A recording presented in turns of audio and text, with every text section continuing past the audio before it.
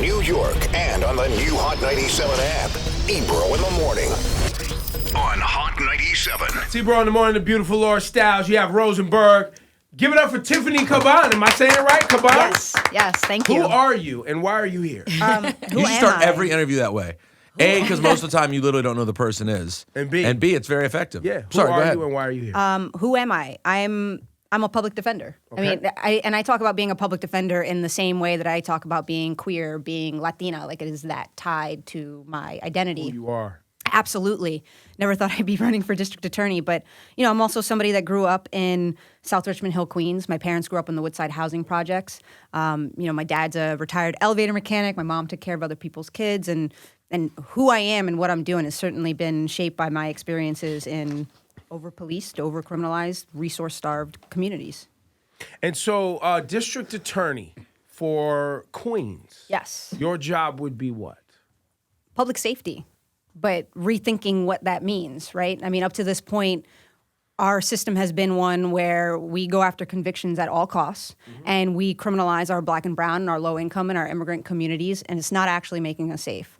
So I see the job as being one to stabilize lives, to provide resources to people, to reduce recidivism, to keep people out of jail and rooted in their communities with access to services and support, and to start applying the law fairly across racial and class lines.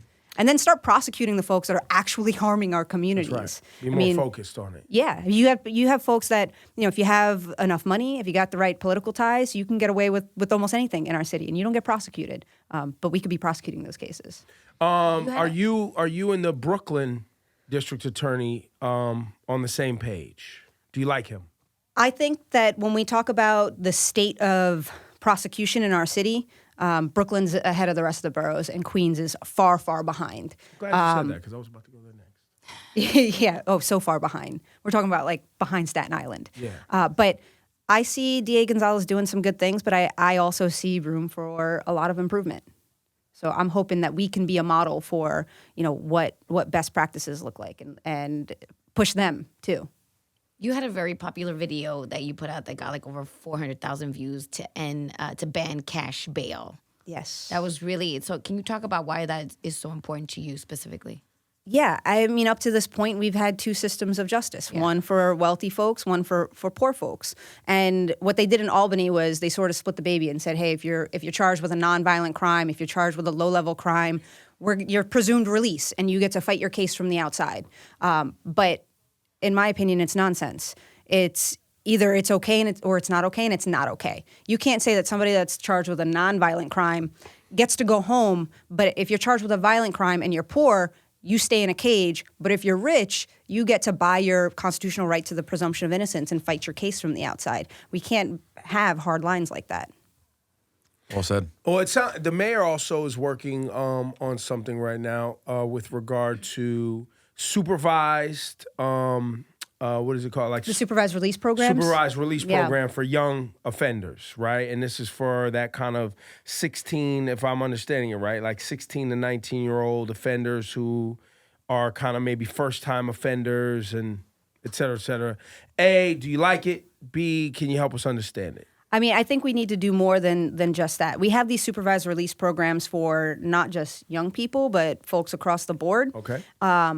But they're problematic because we use these risk score algorithms that are rooted in the same sort of Risk score algorithm. What does that mean? Yeah. So basically, when they're thinking about whether you are eligible for these supervised release programs, rather than having bail set and you end up on Rikers Island, they go through this checklist. But the checklist is made in a way that it's skewed towards having the same communities have higher risk factors. So the questions are skewed that, like, black and brown folks will have higher risk scores typically. You don't say. Poor people No will way. have higher risk scores. Not in America. Well, no way. Yeah. Yeah. I mean, Can you believe it? Can you believe yeah. it? So we have to be careful about that stuff. So Tiffany, and anybody watching this video or listening right now, she is running for district attorney. She represents Queens. Where are you at on marijuana? I believe Queensboro, when the Brooklyn district attorney was saying he wasn't prosecuting those, somebody with a joint in their pocket or somebody with a bag of weed. We're not doing that anymore. It's taking up too much time. It's ridiculous. I believe Queens was the borough that was like, we're still doing that. That's right. Over here. Oh, I didn't know that. Yeah, Queens was one of them, and maybe the Bronx too. Manhattan district attorney was like, we're not doing it. I believe it So depends Manhattan and though. Brooklyn. It depends though because they'll still prosecute a practice in Manhattan. They'll still prosecute like the oils, concentrated cannabis. So there are a lot of there are a lot of exceptions. Got it. And So they'll prosecute yeah. a pen or like some sort of what is Yeah. that? The wax. Yeah. And these other things, but they Yeah. won't prosecute necessarily a joint or something. And what I always say about these, so-called progressive policies is that when you're on, like, down in the front lines in court every day, you recognize that there's an asterisk, and the same people who were the exception to the rule before continue to be the exception to the White, the rich rule. people. Oh, I mean, it's like, when they say we're not going to prosecute turnstile jumps anymore, I literally the next week picked up a turnstile jump that I litigated for a year, went to trial on because my client was the exception. You know what I'm saying? Like, but going back to marijuana, it's not just about saying we're going to decline to prosecute. We need to expunge records. When I say there's room for improvement in Brooklyn, Right. like that's a good example Yes. because he's got a program that allows for the expungement of marijuana convictions, but the process to do it is so onerous that tens of thousands of people are eligible, but only a few dozen have gotten the benefit. What good is a policy if people can't use it. if it doesn't have the intended impact? So beyond just saying we're going to decline to prosecute, we need to automatically expunge records because folks have criminal records and they're having trouble getting jobs, housing, Yep. education. And then we can't even stop there because it has to be legalized. It is the probably single most used thing to stop Black and brown people on the street. Mm-hmm. As long as it is illegal, police are going to use it for protectual stops. Right. Right? So do you believe in sunset laws where, like, if you were convicted of a crime, 20 years ago, 25 years ago, based on the crime, those things should be off the record, and Absolutely. especially if you haven't had any other run-ins? Absolutely. And for a couple of reasons. One, studies show that there is no correlation between the length of term that you serve and a connection to public safety, that somebody's going to reoffend. Right. But again, it's going back to what do you think our system is supposed to do? We know what it does, but what is it supposed to do? And if we want to stop harm and change behavior, then that means investing in people and giving them access to services and support, anything that stabilizes their lives so that they can stay in their communities. And that means getting rid of convictions when people have been in their communities, not getting in trouble, doing the right things, so that it doesn't continue to be a barrier for the rest of their life. Because those barriers actually increase the risk of you cycling back into the system. It makes no sense. Do you think a majority of people who are going to be voting in Queens during this election want these changes? Like, do you honestly believe that? I honestly believe that. And most importantly, the people who are directly impacted by our criminal justice system want these changes. I believe that, for sure. And those are the people that we have to get out. I mean, our system is set up in a way so that we don't have the easiest access to the polls. A lot of people don't know that you vote for your DA, don't know that there's an election on June 25th. And when we talk about what needs to happen in the DA's office, these are the very people that we need to be bringing to the table and saying, what should our policies be? And by the way, stay here at the table so that you could hold our feet to the fire and make sure we're doing what we're supposed to do. How does this Rikers thing get fixed, actually? Like, obviously, they're saying that they want to close Rikers. They want to, the mayor came with a solution of doing these smaller places where a lot of opponents of his said, well, those are just going to end up like mini Rikers. Right, Like, 'cause you're not really solving the see problem. a social media conversation and your name was thrown in there about like you being against Rikers Island and not wanting more jails to pop up. And what's a realistic timeline? Sorry, that could actually happen. And the real solution. Yeah, and how do you, because people were like, well, where are we going to put the real criminals? Yeah. Well, the first thing I tell people also is that when we look at the population of Rikers Island is a jail, not a prison. So when people say, oh, where are you going to put people, which is sort of fear-mongering and stuff like that, people who have been proven guilty of serious violent crimes, they're not on Rikers Island. They're in prison. They go upstate. They're in prison. Rikers Island is majority pretrial detention, people that have not been convicted of anything but can't afford their bail, low-level offenses where they're serving these short sentences that have no connection to public safety, that really what we should be doing is providing supportive services to change behavior. And then things for like technical violations on supervision or parole or whatever it is. 10 years is too long. We could close it sooner. And my problem with these community jails is that they're massive. And history shows that when you build cages, you fill them because our Right. prison industrial complex is a money-making business, Right. right? And that's money that we should be reinvesting in our Schools. schools, our community's economy. And when you look at the research, you put money in our schools, in our hospitals, all those things, you get better results than when you put them into our police departments and our district attorney's offices. So that's where our money should go. And if the mayor wants to show that he's serious about closing Rikers Island and not just having Rikers Island open and then these community jails also open, he can start knocking down those buildings now.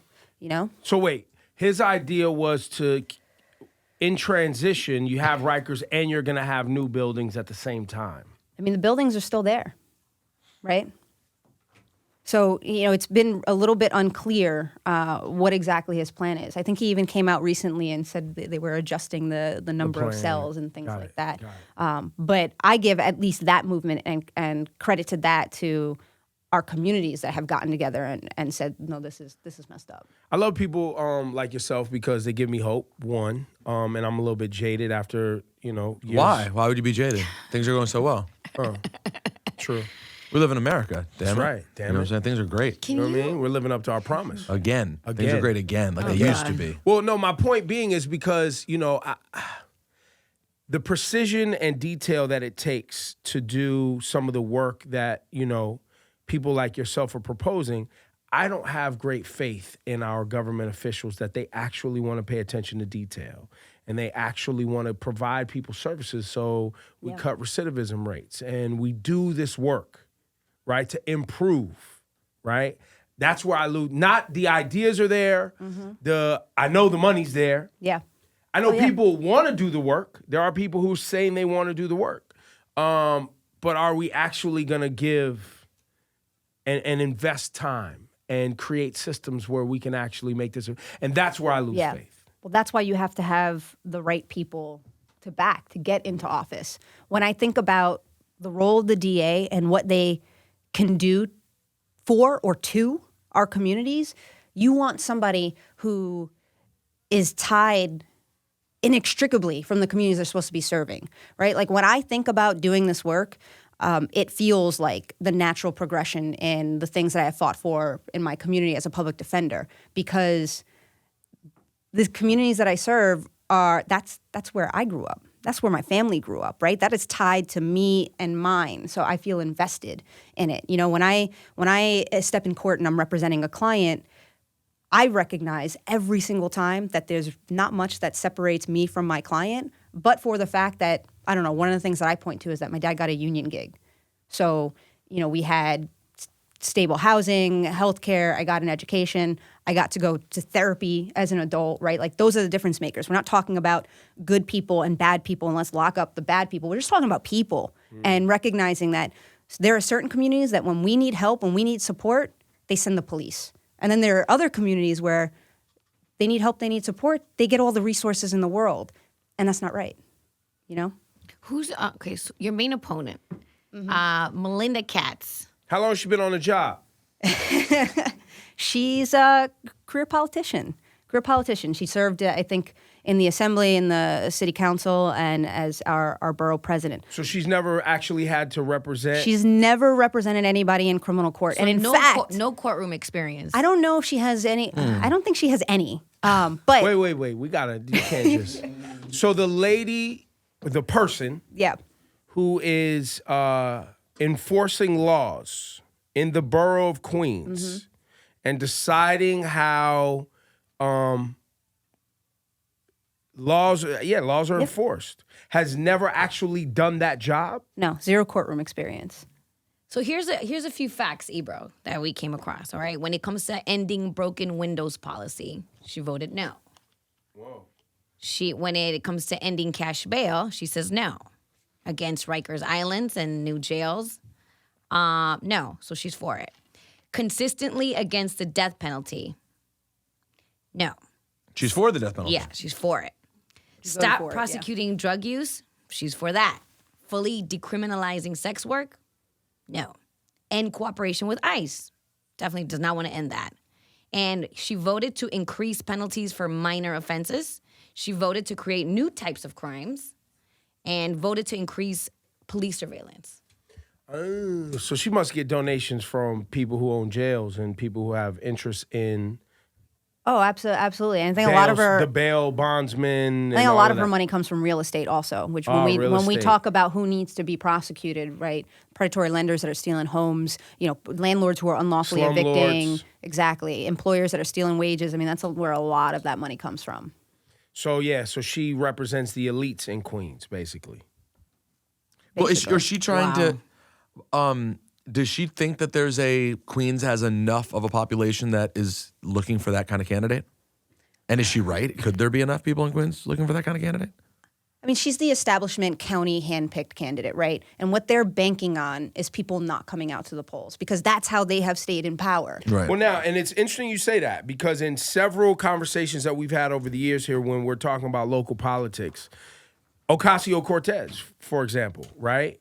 The guy that she took out didn't actually have to defend his seat and didn't have to, and he was appointed the seat and had it for 20 years. And we're talking about tens of thousands of votes. And because we, were introduced to her, had her on the program, now you actually have a vocal progressive who gets national headlines, who's really her only responsibility is right here in Queens and the Bronx. Yep. So we can make that kind of impact. Absolutely. On a local level. Absolutely. They should not underestimate the power of what our communities are doing right now. For sure. And so, what's the lady's name? Melinda Katz. Melinda. We should invite Melinda on the program, see if she'll come up. We invited the guy that Ocasio-Cortez was going against. He didn't want to talk. feel like going. He didn't want to come up. So we'll have Melinda up, see what she has to say. Now, it. do we know, are you Republican, Democrat, Independent? As a district attorney, is that a part of the conversation? Yeah, so this is the Democratic primary. Got it. Yeah, this is the establishment Democrat versus the new Democrat. This is what we Wait, say. and she's a Democrat? Mm-hmm. Yeah. How's that work? She's Everybody's not for a Democrat anything. in Queens. That's what AOC's situation was too. Yeah. Wait, that guy was also kind of like this conservative.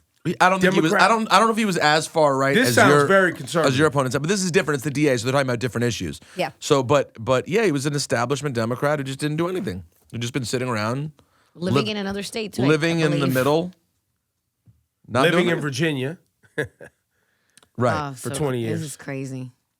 Her name is Tiffany Caban, Caban.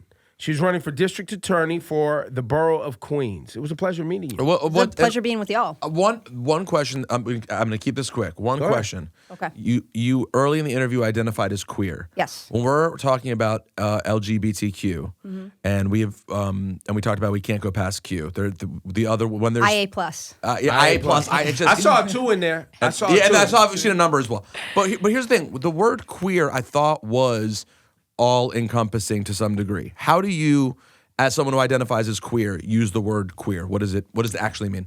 Yeah, so for me, I think earlier in my life, I identified as a lesbian when I first came out. But queer, I think, speaks to just more of the intersectionality in our community in terms of when you are building relationships, it's not necessarily a woman and another cis woman. We're talking about all cross sections of folks. So you do use queer as sort of all encompassing to some degree. I think, queer is all encompassing, but also almost as a political statement in and of itself too. Right. That's why I thought it was sort of a cool And term. I'm from an era, I'm old, so I'm from an era where I wasn't allowed to use the word queer. Like I wasn't allowed to. Yeah. That's We Because you thought it reclaimed was that. offensive? yeah. I was told that was offensive. You can't just say somebody's queer. Well, yeah, I mean, I'm from a time. No, I think you're sort of misremembering it. I think it was more used. It wasn't even when I was very young. The word queer, I don't even know that I understood it to mean gay. I thought queer was meant to be like weird. I don't even think I thought of it as gay when I was a kid until I got older and it became part of the. And then I was like, oh, queer refers to something related to sexuality. I didn't have any idea. Maybe you remember it. You're from out west. Maybe it was different. Yeah, I don't remember it. I'm from California. It was definitely a term that was associated with the gay community, LGBT. Yeah, but I don't remember it being offensive. But then you guys telling me that you guys heard I remember it being Yeah, offensive. I think many years ago it was certainly a derogatory term depending on how you used it, and it's something that I think our community has sort of reclaimed and redefined and owned. Yeah, actually, you know what? I guess you're right. Because I feel like I can picture dudes saying that to each other, and it'd be the same way they'd use the F word. Right. Yeah, I think you're right. I think I do recall that. Tiffany, it's been a pleasure. It's a pleasure's and mine. So we're gonna have to, closer to the actual date, how this audience is. When is the date again? June 25th. Okay, June June 25th. Soon. Can I plug the You can do the whatever website? you want. Yes. Yeah, please check out the website. It's cabanforqueens.com, forqueens.com. Sign up to volunteer, to door knock, maybe throw some dollars our way so that we can, push it over the finish line. This is probably the most important race of this generation in Queens. Tiffany Caban, give it up Thanks, one Tiffany. time. Thank you.